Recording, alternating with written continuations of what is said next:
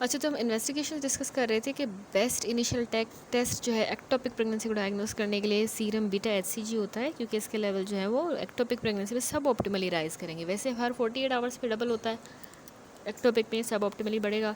Initial imaging best जो है transvaginal ultrasound है, जिसमें एम्प्टी यूट्रस होगा, एडनेक्सल मास होगा या फ्री फ्लूइड होगा उसमें। इसके अलावा बीटा एचसीजी की डिस्क्रिमिनेटरी जोन में आपको बता रही थी कि it is a beta HCG level above which the normal intrauterine pregnancy should be visible on the transvaginal ultrasound. तो इससे ऊपर अगर इतने लेवल से ऊपर अगर बीटा एचसीजी है तो ट्रांसवेजाइनल अल्ट्रासाउंड पे हमें नज़र आना चाहिए। तो अगर बीटा एचसीजी लेवल वो कितना जोन है, अगर 2000 इंटरनेशनल यूनिट पर लीटर से ज़्यादा है तो उसको हम कंसीडर करते हैं डिस्क्रिमिनेटरी जोन। जब normal intra uterine gestational sac हमें ट्रांसवेजाइनल अल्ट्रासाउंड पे नज़र नहीं आएगी, जब बीटा एचसीजी के level more than 2000 international unit पर लीटर हों, तो उस केस में हमारे प्रेजम्पटिव डायग्नोसिस एक्टोपिक होता है, क्योंकि ये इतना इनफ लेवल है कि कोई ना कोई प्रेगनेंसी चल रही है। 2000 से अगर ज़्यादा है बीटा एचसीजी किसी फीमेल में, और जो है एमेनोरिया है और ये सारी चीज़ें प्रेगनेंसी के सिम्टम, और लेकिन हमें अल्ट्रासाउंड पे जो है वो नज़र नहीं आ रहा, ट्रांसवेजनल अल्ट्रासाउंड पे यूट्रस एम्प्टी मिल रहा है, तो उसका मतलब है कि उसको एक्टोपिक प्रेगनेंसी है। तो ये बीटा एचसीजी डिस्क्रिमिनेटरी जोन इतना होता है, मोर देन 2000। ठीक है। दूसरा इन्वेस्टिगेशन है लेप्रोस्कोपी। लेप्रोस्कोपी याद रखिए गोल्ड स्टैंडर्ड इन्वेस्टिगेशन जो है एक्टोपिक प्रेगनेंसी के लिए आपसे कोई पूछे, it is the laparoscopy. Invasive procedure होता है, सिर्फ हम क्लिनिकल रीजंस के लिए करते हैं या माइनॉरिटी केसेस में जिसमें अगर डायग्नोसिस हमारी नहीं बन रही तो फिर हम लेप्रोस्कोपी की तरफ जाते हैं। इसके अलावा ब्लड टाइप एंड आरएच आपने ज़रूर फीमेल का डिटरमाइन करना है कि उसको आरएच डी इम्यूनोग्लोबुलिन देनी है, ताकि हम आइसो इम्यूनाइजेशन को प्रिवेंट करें। ठीक हो क्या। अब आ जाए मैनेजमेंट पे। मैनेजमेंट में होती है एक मेडिकल मैनेजमेंट। ठीक है। मेडिकल मैनेजमेंट जो है हम तब कंसीडर करते हैं जब फॉलोइंग क्राइटेरिया मेट हो।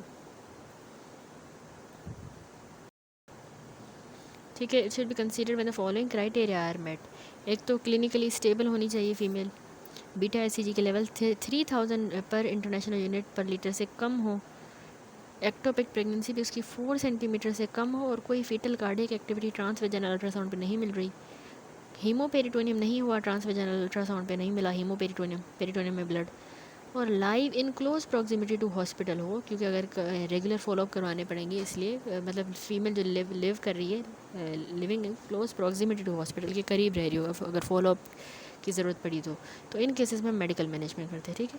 तो उसमें मेथोट्रेक्सेट है, ये एजेंट ऑफ चॉइस होता है medical management of ectopic pregnancy का। ये फॉलिक एसिड का एंटागोनिस्ट है, इंट्रामस्कुलर दिया जाएगा सिंगल डोज। ठीक है। बीटा एचसीजी के लेवल फिर हम 4, 7 और 11 डे पे चेक करेंगे, फिर हर हफ्ते पे, जब तक वो अनडिटेक्टेबल ना हो जाए। तो 15% जो है वो ड्रॉप होना चाहिए बीटा एचसीजी डे 4 एंड 7 पे। इसको किस में हम यूज़ नहीं करेंगे मेथोट्रेक्सेट, अगर फीमेल को CLD है, CKD एक्टिव इन्फेक्शन चल रहा है, इम्यूनोलॉजिक या हेमाटोलॉजिक डिसऑर्डर है, ब्रेस्ट फीडिंग पे है। ठीक है। उसके बाद आए फॉलोअप पे। सेक्सुअल इंटरकोर्स अवॉइड करना है ड्यूरिंग द ट्रीटमेंट विद मेथोट्रेक्सोड, और 3 मंथ तक आफ्टर द कंसीव जो नहीं करना, अवॉइड कंसीविंग, क्योंकि ये टेरोटोजन है बहुत ज़्यादा। ठीक है। ये हो गई मेडिकल। अब सर्जिकल में है एक्टोपिक में, हम ना अगर अनस्टेबल है, रप्चर हो गई है एक्टोपिक प्रेगनेंसी, तो हम लेप्रोटोमी करेंगे और साल्पिंजेक्टमी करेंगे, यानी कि ट्यूब को ही रिमूव कर देंगे। लेकिन अगर स्टेबल है, अनरप्चर्ड है, तो उस केस में हम लेप्रोस्कोपी एंड साल्पिंजेक्टमी करेंगे। ठीक है। Laparoscopy and salpingectomy is the treatment of choice, वरना अगर रप्चर हो जाए तो लेप्रोटोमी एंड सेल्पिंजेक्टमी। ठीक है। तो सेल्पिंजोटोमी यानी ट्यूब को ओपन किया और एक्टोपिक प्रेगनेंसी को निकाल दिया, ये भी एक ऑप्शन है। अगर एक फेलोपियन ट्यूब सिर्फ हो फीमेल की तो हम सेल्पिंजोटोमी भी कर सकते हैं। ठीक है। क्लिनिकल पर्ल है कि 25 साल की फीमेल है, 7 वीक ऑफ जेस्टेशनल एमेनोरिया है उसको, और वेजाइनल स्पॉटिंग भी हो रही है। हीमोडायनेमिकली वो स्टेबल है। एब्डोमिनल एग्जामिनेशन पे माइल्ड टेंडरनेस भी मिल रही है राइट लोअर क्वाड्रेंट पे। पेल्विक एग्जामिनेशन किया तो ऑस तो क्लोज्ड है, लेकिन कोई टेंडरनेस नहीं है। ट्रांसवेजाइनल अल्ट्रासाउंड पे हमें इंट्रा यूट्राइन जेस्टेशनल सैक मिला, कोई एडनेक्सा में मास नहीं है, और बीटा एचसीजी उसका 2500 ml इंटरनेशनल यूनिट पर ml है। तो ये डायग्नोसिस है सस्पेक्टेड एक्टोपिक प्रेगनेंसी। ठीक है। क्योंकि अल्ट्रासाउंड पे हमें नो इंट्रायूट्राइन जेस्टेशनल सैक मिला है, नहीं मिला, ना ही एडनेक्सा में मास मिला है, लेकिन बीटा एचसीजी बढ़ा हुआ है और प्रेगनेंसी के सिम्टम्स भी हैं। तो सस्पेक्टेड ये एक्टोपिक प्रेगनेंसी, और पेशेंट को जो है हमें लेप्रोस्कोपी करनी होगी। ठीक है। क्योंकि वो स्टेबल है, भी अनरप्चर्ड है। ये जो एलिवेटेड बीटा एचसीजी 2000 से ज़्यादा with no intrauterine gestational sac, ये सस्पिशियस है फॉर द एक्टोपिक। इवन अगर हमें अल्ट्रासाउंड पे एडनेक्सा में भी नहीं मिला, बेशक मास कहीं और हो सकता है, तो इसलिए हम जो है इसमें एक्टोपिक ही सस्पेक्ट करते हैं और उसमें हम लेप्रोस्कोपी करेंगे। That's it. तो यहाँ पे हमारा टॉपिक कंप्लीट था, एक्टोपिक प्रेगनेंसी। नेक्स्ट टॉपिक है जेस्टेशनल ट्रोफोब्लास्टिक डिजीज़। अच्छा जी, जेस्टेशनल ट्रोफोब्लास्टिक डिजीज़ जो है ना, ये ट्यूमर ही होते हैं जो कि बन जाते हैं आफ्टर द कंसेप्शन। ठीक है, फीमेल ने कंसीव किया, उसके बाद ट्यूमर बन गया।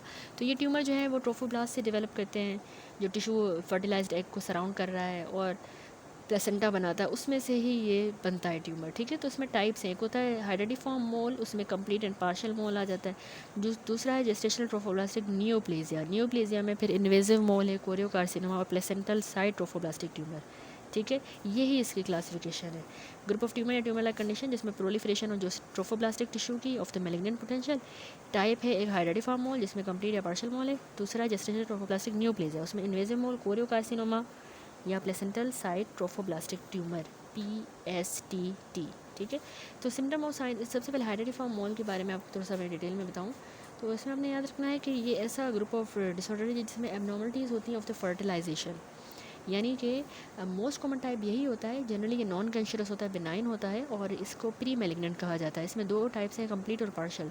तो ऐसा है कि फर्टिलाइजेशन की एबनॉर्मलिटीज़ है। मोस्ट कॉमन यही है, सिस्टिक स्वेलिंग हो जाती है कोरियोनिक विलाय की। ठीक है, सिस्टिक स्वेलिंग और साथ में वेरिएबल ट्रोफोब्लास्टिक प्रोलिफरेशन होगी।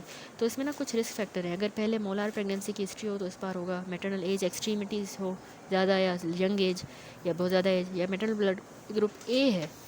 डाइट का भी इसमें रोल है, अगर डाइट में लो बीटा कैरोटीन हो, फोलेट की डेफिशिएंसी हो। ठीक है, तो इसमें मैंने आपको टाइप बताई होती है कंप्लीट। दूसरा होता है पार्शियल मोल। कंप्लीट मोल में ना फर्टिलाइज्ड एग का कोई मैटरनल DNA नहीं होता और इसमें दो सेट्स ऑफ पैटर्नल DNA होते हैं। याद रखें, फादर जो है पैटर्नल DNA के दो सेट होते हैं, माँ का कोई DNA नहीं है। तो फीटस ही नहीं बनेगा ऑब्वियसली, या नॉर्मल प्लेसेंटा टिश्यू भी नहीं बनेगा, ना ही फीटस ना ही नॉर्मल प्लेसेंटा टिश्यू। जो इनकम्प्लीट है ना, इनकम्प्लीट में फर्टिलाइज्ड एग में मैटरनल DNA तो होगा नॉर्मल, लेकिन दो सेट पैटर्नल DNA के। यहाँ पे मैटरनल नहीं था, सिर्फ दो पैटर्नल थे। यहाँ पे मैटरनल भी है और दो पैटर्नल है। तो इसमें कोई भी वायबल एबनॉर्मल फीटस, इसमें नॉन वायबल एबनॉर्मल फीटस मौजूद होगा along with abnormal placental tissue होगा। ठीक है, तो कंप्लीट को हम एंड्रोजेनेटिक मोल भी कहते हैं। ये ट्रिप्लोइड मोल है, तीन चीज़ें ना, मदर एक, दो पैटर्नल जीन्स आ गए, ट्रिप्लोइड है, ये एंड्रोजेनिक है। कंप्लीट मोल में फर्टिलाइजेशन एम्प्टी ओवम की हुई, कोई मैटरनल क्रोमोसोम नहीं है, by haploid sperm that then duplicate its own chromosome.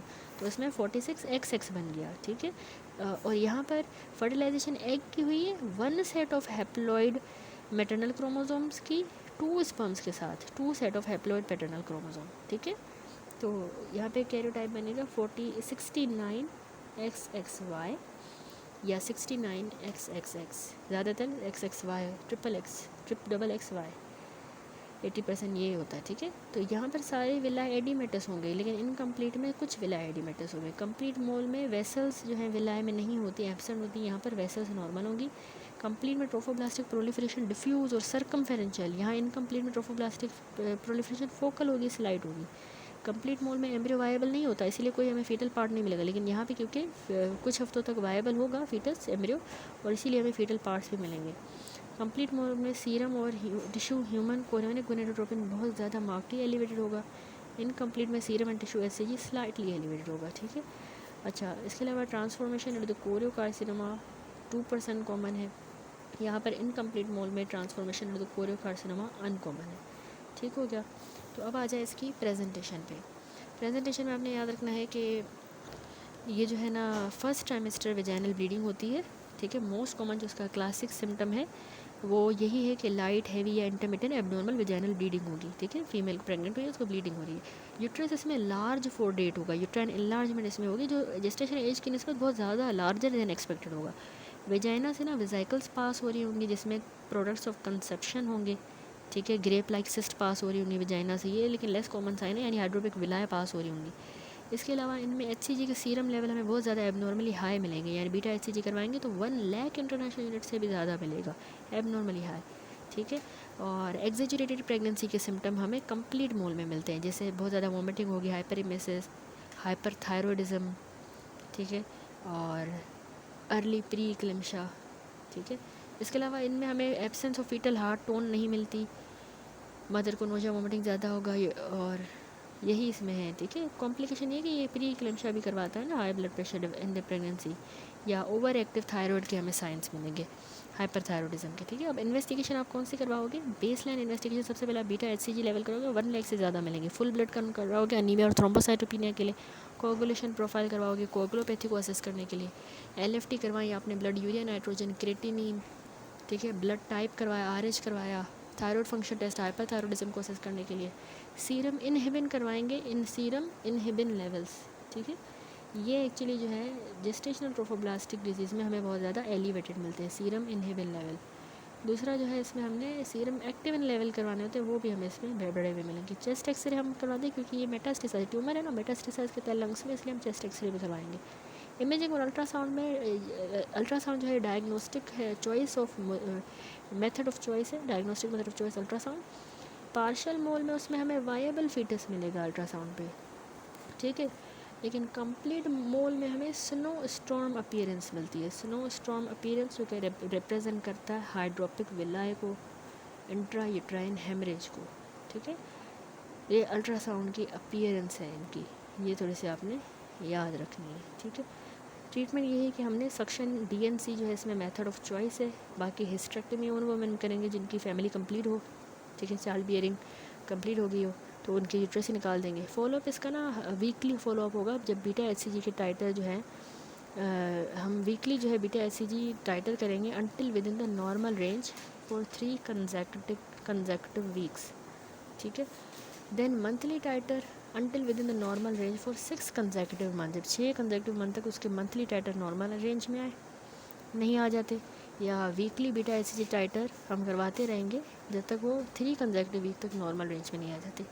अच्छा, नॉर्मल रेंज में 8 से 12 हफ्ते लगते हैं DNC के बाद, तो इसके लेवल्स जो है नॉर्मल हो जाते हैं, ठीक है, ट्रीटमेंट के बाद। तो लेवल्स जो हैं वो कंसिस्टेंटली ड्रॉप करते हैं और फिर कभी नेवर इंक्रीज़, बढ़ेंगे नहीं। अगर सीरम बीटा HCG प्लेट्यू करता है या राइज करता है तो पेशेंट को हम कंसीडर करते हैं कि इसको मैलिग्नेंट डिजीज़ है, जेस्टेशनल ट्रोफोब्लास्टिक नियोप्लेजिया हो गया, ठीक हो गया। अच्छा, कॉन्ट्रासेप्शन इन वुमेंस को जो है हम कहते हैं कंसीव ना करें जब तक कि उनके बीटा HCG नॉर्मल नहीं हो जाता 6 माह तक, और बैरियर कंसेप्शन यूज़ करें अंटिल के सीरम बीटा HCG नॉर्मल नहीं हो जाता, ठीक हो गया। दूसरा आता है जेस्टेशनल ट्रोफोब्लास्टिक नियोप्लेजिया। ये मैंने आपको बताया ना यहाँ पे क्लासिफिकेशन में, जेस्टेशनल ट्रोफोब्लास्टिक नियोप्लेजिया में फर्दर 3 टाइप्स आती है, invasive mole, choriocarcinoma and PSTT। तो इसमें इन्वेजिव मोल जो होता है ये मोलार प्रेगनेंसी के बाद डेवलप करता है। इसमें वही ट्रोफोब्लास्टिक टिश्यू की प्रोलिफरेशन हो जाती है और वो यूट्राइन मायोमेट्रियम में पेनिट्रेट कर जाता है, तो उसको कहेंगे इन्वेजिव मोल, इन्वेड कर रहा है। दूसरी टाइप है यूट्राइन कोरियोकार्सिनोमा, ये प्योर एपिथेलियल मैलिग्नेंट न्यूप्लेजिया है ट्रोफोब्लास्टिक सेल्स का, ये मैलिग्नेंट है, ठीक है, प्योर एपिथेलियल है और मैलिग्नेंट न्यूप्लेजिया ट्रोफोब्लास्टिक सेल्स का। किसी भी फॉर्म ऑफ ट्रोफोब्लास्टिक टिश्यू से या राइज कर सकता है, साइटोट्रोफोब्लास्ट या synthesis trophoblast. Most aggressive type of the gestational trophoblastic neoplasia यही है, यूट्राइन कोरियोकार्सिनोमा, जिसमें अर्ली मेटास्टेसिस हो जाती है। इसके कुछ रिस्क फैक्टर हैं, हाइड्रोडिफॉर्म मोल 50%, प्रीवियस अबॉर्शन अगर हुआ हो पहले तो रिस्क फैक्टर के इस बार ये हो सकता है यूट्राइन कोरियोकार्सिनोमा 30% अगर प्रीवियस अबॉर्शन हो। नॉर्मल प्रेगनेंसी वालों को भी 20% में होता है, एक्टोपिक प्रेगनेंसी वालों को भी होता है। थर्ड टाइप थी PSTT, placental site trophoblastic tumour. ये जो है इंटरमीडिएट ट्रोफोब्लास्ट की मैलिग्नेंसी है जो हमें इम्प्लांटेशन साइट पे मिलती है और प्लेसेंटल मेम्ब्रेन्स में, ठीक है, जहाँ पे इम्प्लांटेशन हुई है ना वहाँ पे इंटरमीडिएट ट्रोफोब्लास्ट की ही मैलिग्नेंसी है, और इम्प्लांटेशन साइट पे भी हो सकती है या प्लेसेंटल मेम्ब्रेन्स में। ये 2% of the less than 2% of the gestational trophoblastic neoplasia में आता है। इसमें हमें प्लेसेंटल लैक्टोजन के लेवल, ह्यूमन प्लेसेंटल लैक्टोजन और ह्यूमन कोरियनिक गोनेडोट्रोपिन के लेवल हमें बड़े हुए मिलते हैं, एलिवेटेड। इस डिजीज़ में जो है KI67 और मेल्केम बायोमार्कर्स भी हम यूज़ करते हैं ताकि हम इसको normal exaggerated placental implantation site trophoblast से डिफ्रेंशिएट करें। इसके कुछ रिस्क फैक्टर हैं, नॉर्मल प्रेगनेंसी में मोस्ट कॉमनली होता है, स्पॉन्टेनियस अबॉर्शन के बाद, या हाइड्रोडिफॉर्म मोल से भी ये हो सकता है, प्लेसेंटल साइट ट्रोफोब्लास्टिक ट्यूमर। अब आ जाए कि हमने इसको कैसे डायग्नोस करना है। जेस्टेशनल ट्रोफोब्लास्टिक नियोप्लेजिया को कलेक्टिवली हम डायग्नोस कैसे करते हैं। साइन और सिम्टम में फीमेल को ना वेजाइनल ब्लीडिंग होगी, एमेनोरिया सिम्टम्स होंगे जो कि सजेस्ट करते हैं मेटास्टेसिस को। जैसे लंग में अगर मेटास्टेसिस हुआ है तो साथ में उसको एमेनोरिया वेजाइनल ब्लीड तो है, साथ में डिसनिया हेमोप्टाइसिस चेस्ट पेन होगा। वेजाइना में वेजाइनल ब्लीडिंग, वेजाइनल डिस्चार्ज।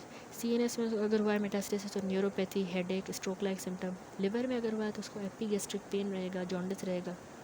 अच्छा, मेटास्टेसिस की मोस्ट कॉमन 70% लंग्स में होती है, इसके अलावा वेजाइना में भी हो सकती है, CNS, लिवर, स्प्लीन, इन्वेस्टिगेशन आप अल्ट्रासाउंड करोगे, दूसरा सीरम एचसीजी करवाओगे, चेस्ट एक्सरे पे आपको इसमें कैनन बॉल अपीयरेंस मिलती है, जो मेटास्टेसिस हो जाएगा ना लंग्स में, कैनन बॉल अपीयरेंस। सीटी भी करोगे चेस्ट का, एब्डोमेन का, पेल्विस का, उसको स्टेज करने के लिए। अच्छा, फीगो स्टेजिंग होती है, FIGO फीगो स्टेजिंग।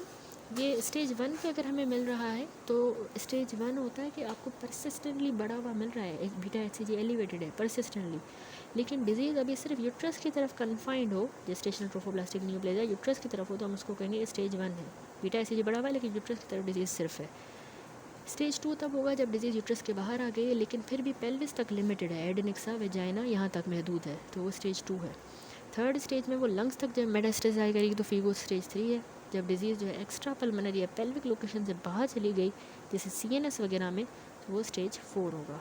थर्ड में लंग में सिर्फ गई थी, फोर्थ में जो है एक्स्ट्रा पल्मोनरी या पेल्विक लोकेशंस में चली जाए लाइक CNS में। अच्छा, जेस्टेशनल ट्रोफोब्लास्टिक न्यूप्लेजिया में भी हम कहते हैं लो ग्रेड है या हाई ग्रेड। लो ग्रेड में अच्छा प्रोग्नोसिस होता है, वो आ जाता है हमारा फर्स्ट स्टेज जो यूट्रस तक हो, या सेकंड स्टेज डिजीज़ जो पेल्विस तक हो, तो जिसमें WHO risk score less than 7 होता है, जैसे कि age less than 40, serum HCG less than 40,000। Lower GTN जो है उसमें टोटल स्कोर याद है कि लेस देन 6 होता है, ठीक है, और हर एक को हम स्कोर देते हैं, फिर उसको सम अप करते हैं WHO के अकॉर्डिंग, प्रोग्नोस्टिक स्कोर के अकॉर्डिंग। तो उसमें ट्रीटमेंट यही है कि हम उसको सिंगल एजेंट कीमोथेरेपी से ही मैनेज करते हैं। अच्छा, और इसमें मिथोट्रिक्साइड या एक्टिनोमाइसिन D देते हैं। लो रिस्क की एक्सीलेंट प्रोग्नोसिस, सर्वाइवल 100%, लेकिन जो हाई रिस्क होता है उसमें टोटल स्कोर जो है मोर देन 7 होगा, या सम सेंटर्स इसको कहते हैं अल्ट्रा हाई रिस्क, जिसमें मोर देन 13 हो स्कोर, उसमें स्टेज 2 या 3 वाली डिजीज़ आ जाएगी, ठीक है, या स्टेज 4 की डिजीज़, वो हाई रिस्क है। तो हाई रिस्क में जो हमें मल्टी एजेंट कॉम्बिनेशन थेरेपी देनी होगी, EMA, CO, रिजाइन। तो हम जो स्कोरिंग कर रहे हैं ना, स्कोरिंग सिस्टम में हर एक को पॉइंट असाइन किया गया है। एक एज है, पेशेंट की एज अगर लेस देन 40 हो, दूसरा टाइप ऑफ प्रिसीडिंग प्रेगनेंसी, मोल था, अबॉर्शन था, टर्म प्रेगनेंसी पास्ट में, ठीक है, इंटरवल टाइम कितना हुआ है एंटीसीडेंट प्रेगनेंसी से या टू कीमोथेरेपी तक, कितना टाइम इंटरवल गुजरा है, ठीक है, वो लेस देन 4 मंथ अगर गुजरा हो तो हम लो रिस्क कहेंगे, 4 महीनों से कम गुजरा हो प्रेगनेंसी से लेकर कीमोथेरेपी का वक्त, HCG भी अगर 40,000 से अगर कम है, एज उसकी 40 से अगर कम है, और लार्जेस्ट ट्यूमर जो है वो लेस देन 5 सेंटीमीटर का हो, good response to previous chemotherapy हो, तो ये हम कहेंगे कि ये लो रिस्क है, उसमें फिर मैंने आपको बताया। लेकिन अगर हाई रिस्क हम तब कहेंगे एज 40 से ज़्यादा है, 40,000 से HCG बढ़ा हुआ है, इंटरवल भी 4 माह से बढ़ा हुआ है, मेटास्टेसिस लिवर में है, CNS में, GI ट्रैक में, ट्यूमर का लार्जेस्ट साइज़ अगर 5 से ज़्यादा हो, और पुअर रिस्पॉन्स हुआ हो टू द प्रीवियस कीमोथेरेपी, तो ये हाई रिस्क ग्रुप आ गया जेस्टेशनल ट्रोफोब्लास्टिक न्यूप्लेजिया का, ठीक है। तो ये रिस्क स्ट्रेटिफिकेशन की जाती है, ठीक हो गया। अब आ जाए ट्रीटमेंट पे। Good prognostic type single agent chemotherapy होती है, मिथोट्रिक्साइड ड्रग ऑफ चॉइस। अल्टरनेटिव मैंने आपको बताया ना, एक्टिनोमाइसिन D भी यूज़ किया जाता है। हमारा गोल ये है कि हम रेमिशन अचीव करें, 3 कंसेक्टिव वीकली बीटा HCG टाइटर हमारे पास नॉर्मल आ जाए। एक बार जब रेमिशन अचीव हो जाती है तो फिर हर महीने बीटा HCG टाइटर करवाएंगे जब तक कि 12 माह तक कंसेक्टिवली वो नेगेटिव नहीं आता, और फॉलोअप 1 साल के बाद करवाएंगे, ठीक हो गया। पुअर प्रोग्नोस्टिक टाइप है कि मल्टीपल एजेंट कीमोथेरेपी, जैसे EMA को रेजिम जो हम हाई रिस्क में यूज़ करते हैं, उसमें EMA में E से है इटोप्साइड, M से मिथोट्रिक्सेट, A से एक्टिनोमाइसिन D, C से साइक्लोफोस्फामाइड, O से जो है वो विनक्रिस्टिन या ल्यूकोवोरिन, ठीक हो गया। तो ये EMA को रेजिम जो है, ये इसमें गोल ऑफ थेरेपी होता है कि रेमिशन आ जाए, जो कि 3 consecutive weekly beta HCG titre normal range में आ जाए 3 हफ्तों तक कंसेक्टिवली। एक बार रेमिशन अचीव हो जाती है तो हम बीटा HCG के टाइटर हमारे पास 12 माह तक कंसेक्टिवली नेगेटिव हो जाए तो हम कहेंगे कि रेमिशन अचीव हो गई है, और फॉलोअप इसका भी 1 साल के बाद होगा। That's it. यहाँ पे हमारा अल्हम्दुलिल्लाह ये यूनिट भी कंप्लीट होता है। नेक्स्ट वीडियो से इंशाल्लाह अगला चैप्टर स्टार्ट करेंगे।